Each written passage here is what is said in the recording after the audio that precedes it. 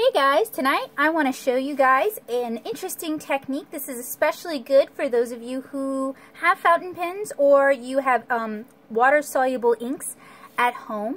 So for this technique, we are going to ink a piece using water-soluble ink. This is, I want to say it is J. Herbin's Vert Olive. I can grab the bottle in a few minutes though. And it is in a Jetpens Chibi, and we're going to ink it. And then, after it's dried for 24 hours, we're going to erase the pencil lines, and we're going to use a water brush to activate it. Now, this is a sample I did last night, and I used Noodler's Apache Sunset activated with a water brush, and I actually did a few layers in order to get the depth of color that I wanted. So, using a slightly different method, I'm going to go ahead and ink this piece here. And I'm going to get started inking. And then I'm just going to go ahead and skip forward to the next day, since you guys don't need to see me ink every single piece. Now, the Chibi comes in a fine point. I believe that's the only point. And it's a fairly inexpensive little fountain pen.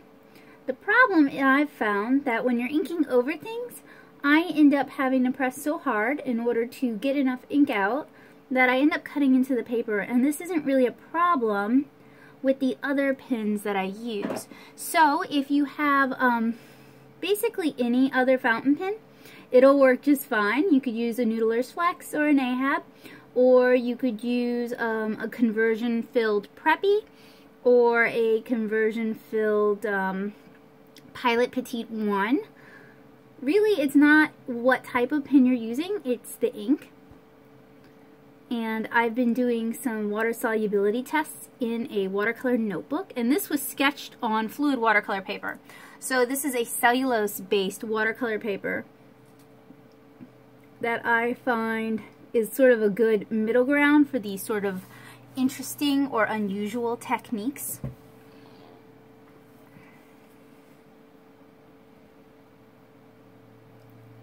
And for areas where you're going to want more green, you may want to go over your lines a couple of times. And I think I'm also going to use a spray bottle in this one down here at the bottom in order to get sort of a randomized spray effect.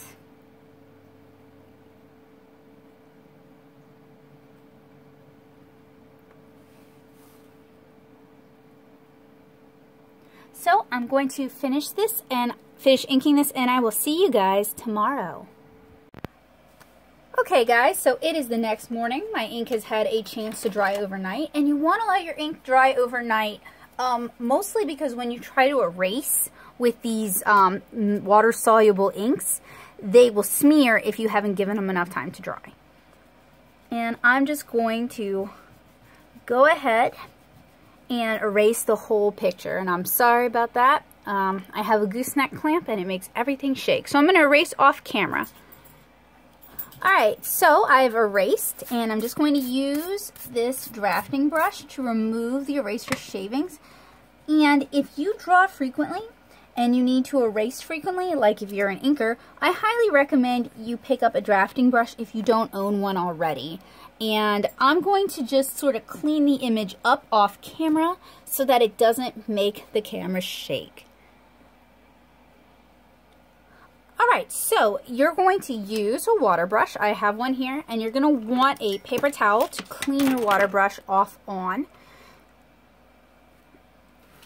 And you're just going to go ahead, oh, and mine's starting to drip now, but you're going to go ahead and start activating your inks, and sometimes they take a little while, and I recommend you sort of stick within the objects you're coloring, otherwise it can get kind of muddy. So I'm starting here with her hair, and you can work in batches if you like, where you activate one area at a time to sort of help keep it from getting overworked. And I'm actually working outside to sort of give this implication of sun hitting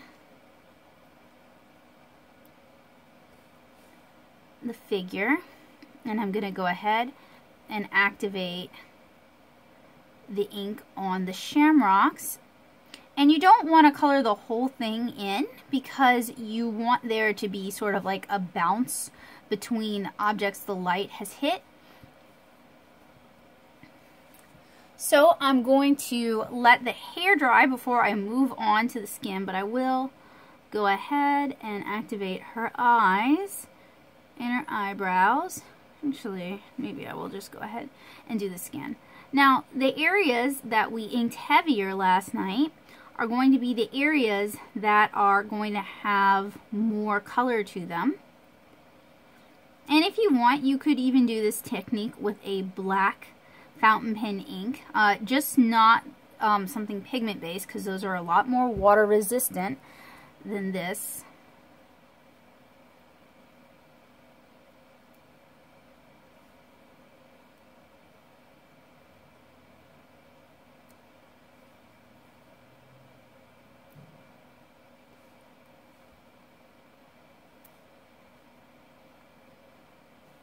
And if you pick up too much color or excess color, you can always reapply it in an area that needs color. Like her hair could really do with a darker shade. Now there's a couple ways I could handle that. I can go ahead, color this, and allow it to fully dry, and then go back into it. Let me see if I can get some water going. Maybe a little too much even. Or I can drag ink from other areas into her hair.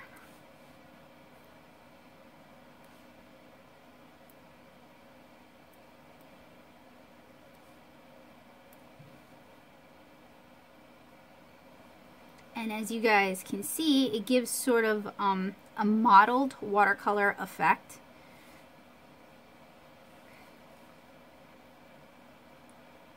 And this would probably work well for you stampers. Just use a water-soluble ink and activate it sort of sparingly, I guess.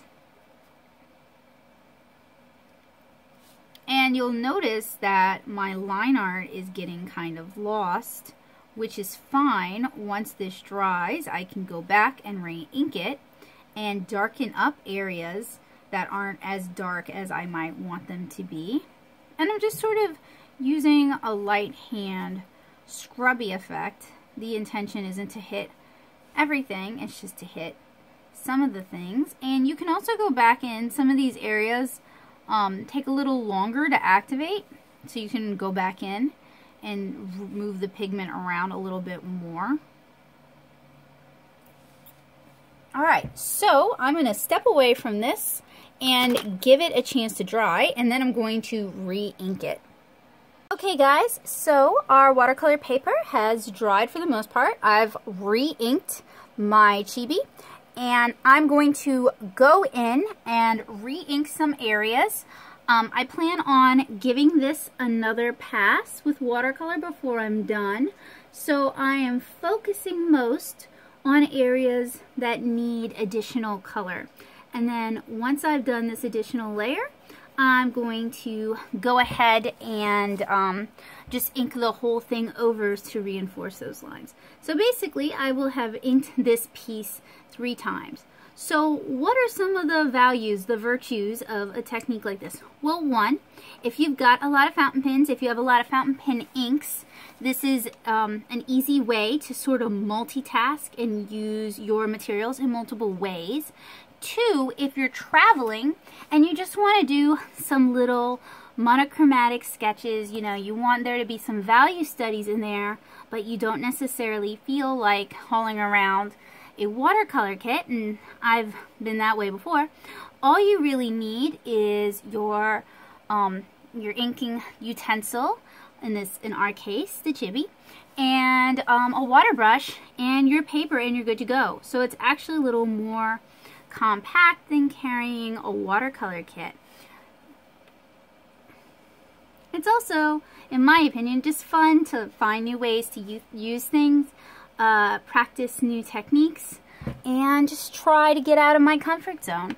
And for me, doing new things, even if the end result isn't the greatest thing in the world, is a great way to get out of my comfort zone, and I am always looking for new things that other people aren't necessarily doing to share with you guys. So, you know, for me, it uses my inks. I'm creating some art. In fact, I think I might do like a little mini series with these since I've already got the orange, and I was thinking about doing Provence blue because it's a beautiful color. I've got this lovely, brilliant spring green, even though it's just barely February here.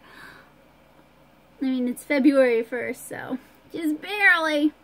But I'm so ready for spring, and Nashville is just, the weather has like really warmed up. So I think Nashville might be ready for spring too. We can be ready for spring together. But I think I might do a series of these. Actually, you know, I go back on what I was saying. You could bring several of these little inking pins rather than, you know, a whole watercolor kit. And you could do multiple color studies, which would be interesting and fun. And I find that doing value studies, and this isn't a value study, but I find that doing value studies is a really great way for me to practice working on contrast and thinking about contrast. Because sometimes when we're busy thinking about color and color palettes and color theory, we lose track of our values. And our values help make our pieces less muddy as well. So they are definitely worthy of consideration, and this is a fairly lightweight, fun way to practice our values, do some value studies. So as you guys can see, I'm not coloring I'm not outlining, not inking every single thing here. I'm just adding color where I'm going to want this to be lighter. And unlike last time, we don't need to wait for this to dry for 24 hours. If you want to, you can immediately go in with your water brush. So I'm going to finish outlining these things off camera, and I will see you guys in a few minutes with my water brush. Okay, so I went over this and added another layer of inks.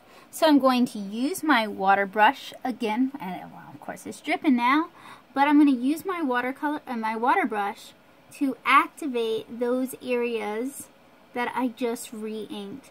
And I'm pretty much only trying to activate those areas.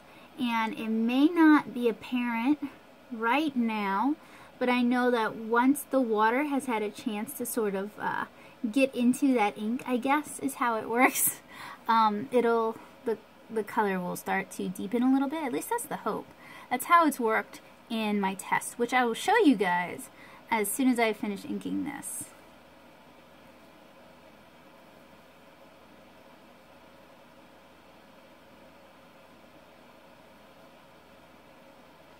Over here, it certainly is working as intended.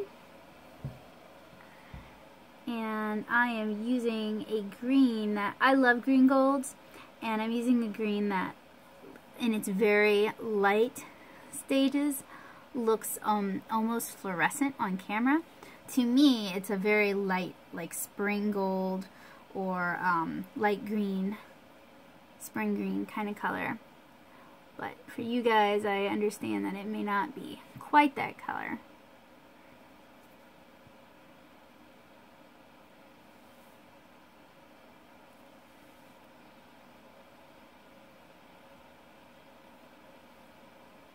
I'm also trying to preserve the areas of white that I initially left.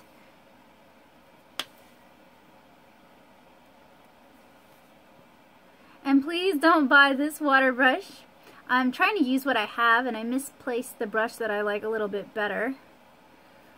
This one is a T Prime water brush, and it's got like a piston, and it's also got like a push mechanism, but it's annoying to advance the water, and it drips, so I really don't recommend it. I didn't want y'all to think, just because you saw me using it, that it was something you should be using. I didn't want it to be an endorsement. I'm just trying to use what I have.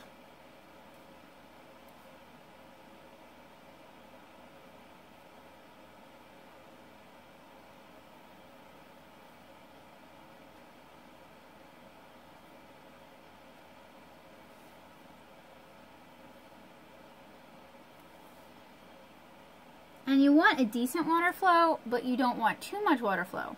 If there's too much, it's going to drip all over the place, and it can be very hard to control, and you won't quite have the effect you want. And if it's too too dry, you won't get any movement of the inks at all. So that's why I say use a better water brush than I'm using.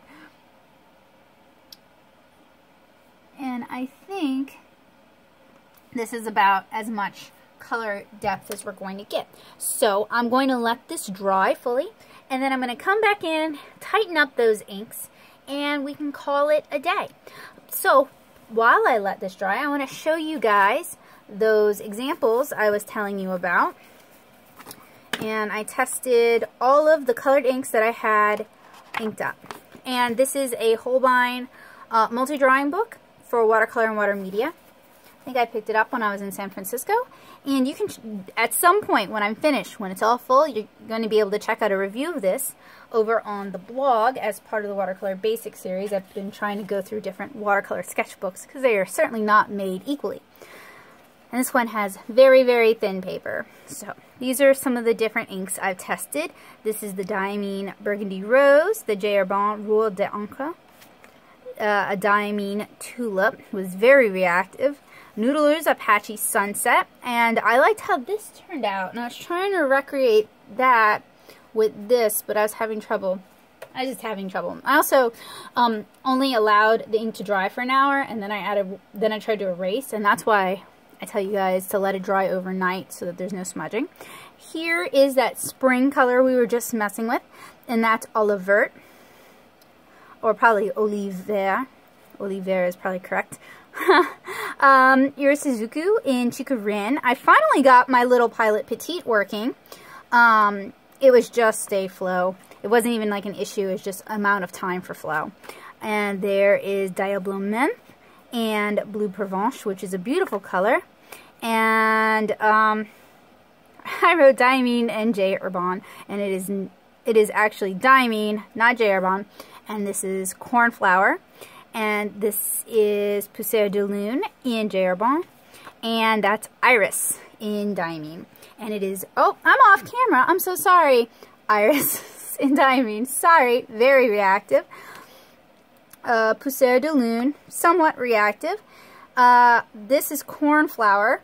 It was fairly reactive, not overly reactive. Some of my favorite colors, though, are the Herbins. I'm sorry about that, guys. Herbins in Diablo Mint is really pretty. And Bleu Provence is also really pretty. So, those are my examples. I will see you guys when I am re-inking that piece. Okay, so this has had a chance to dry, and now I can go ahead and re-ink the entire thing in Vert Olive, I guess it would be Oliver because the green color is describing the olive, and in French, your adjective tends to go after your noun, hence Baton Rouge. So I am going to basically re-ink this thing, and it does take some time. You can add in some new details if you want. You can color in some areas if you so desire. But I'm going to go ahead and re-ink this entire thing. And yes, I'll do that off camera. I know nobody wants to see me re-ink the entire thing painstakingly by hand. And I will see you guys in a few minutes once I have re-inked this.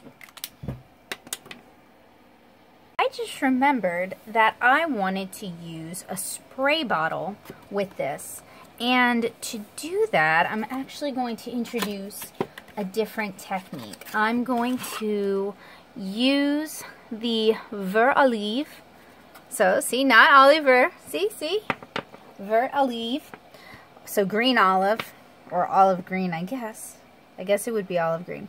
My French is terrible. And I'm going to paint in some of these clover using a brush. So you know what? I think I'm just going to use the water brush. Why not? And then I'll use a spray bottle and spritz it.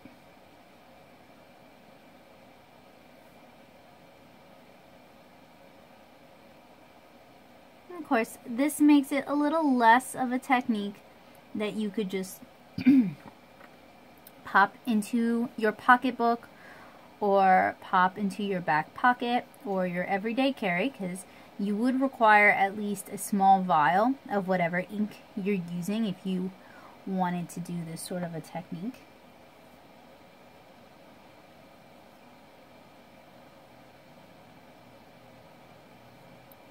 And honestly, I really love the golden green color. I'm going to go add some of this up here. And I had started re-inking it just like I promised in the last video.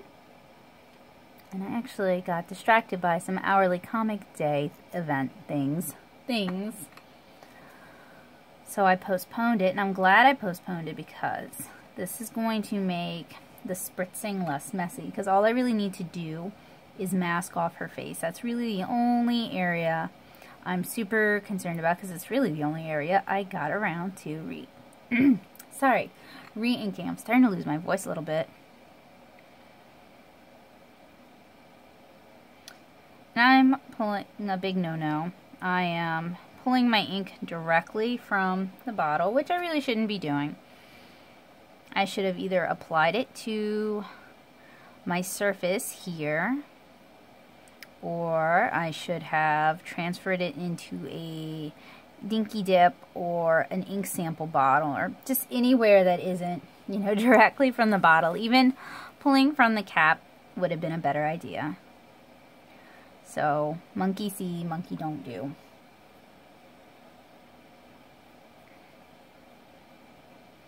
It's okay though, you guys are all smarter than me, right? That's why you're watching this, so you can be smarter than me.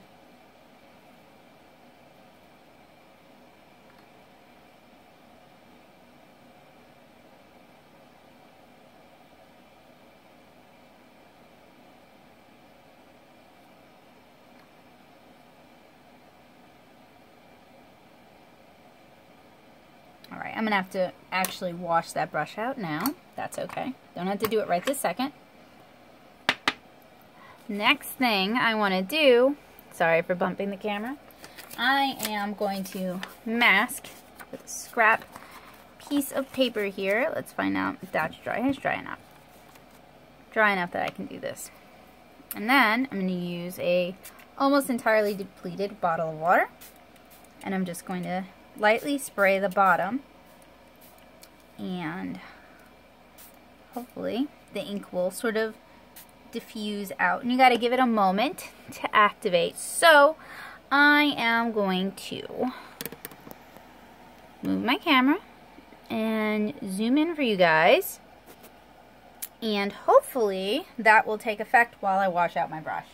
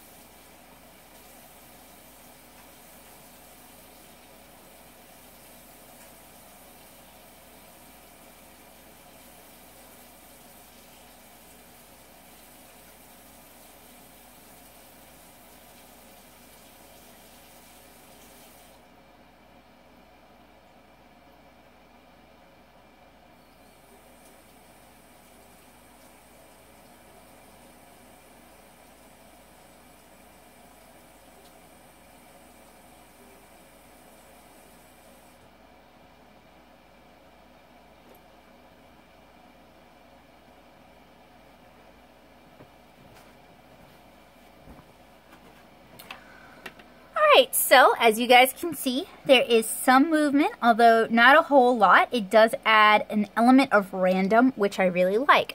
So I am going to step away and allow this to dry, and I'll check back in with you guys in a few minutes. Okay guys, so I have re-inked this piece and I think it's just about finished. I hope that you feel inspired to try something like this of your own. I highly recommend it for maybe like seaside sketches or sketches of waterfalls.